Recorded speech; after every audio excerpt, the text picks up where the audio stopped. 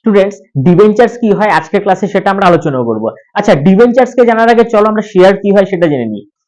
একটা শেয়ার কোনো ইন্ডিভিজুয়াল বা ব্যক্তি যদি পারচেজ করে, তাহলে সেও কোম্পানির একটা পোর্শনাল মালিক হয়ে যায়, সে একটা ফ্র্যাকশনাল মালিকানা অর্জন করে।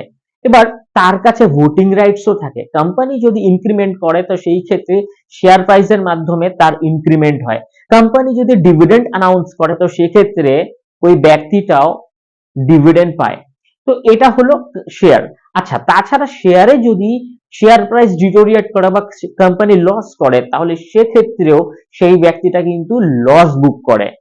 জাস্ট এর বিপরীতে ডিবেঞ্চার্স কে যখন আমরা দেখব, ডিবেঞ্চার্স হচ্ছে এমন একটা অর্থ যা কোম্পানি কোনো ব্যক্তির কাছ থেকে নেয়, একটা ফিক্সড ইন্টারেস্ট রিপে করবে এই ওয়াদা করে। এবার সেই কোম্পানিটা শেয়ার প্রাইস ইনক্রিজ করুক বা লস করুক বা ডিভিডেন্ড অ্যানাউন্স করুক, বা সেক্ষেত্রে সে কোম্পানির কোনো প্রফিট বা লস না হোক, কিন্তু যে ব্যক্তির কাছ থেকে ডিবেঞ্চার স্বরূপ সে টাকা নিয়েছিল ফিক্সড ইন্টারেস্টের ভিত্তিতে, তাকে সেটা রিপে করতে বাধ্য। মানে কোম্পানি তার লস হোক বা প্রফিট হোক, কোম্পানি সেই ব্যক্তিকে সেই অর্থটাই পে করবে যেটা নেওয়ার সময় তাকে কমিটমেন্ট করা হয়েছিল।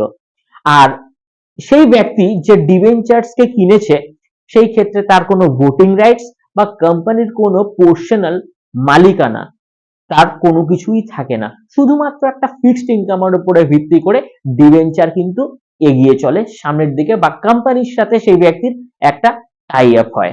Thank you.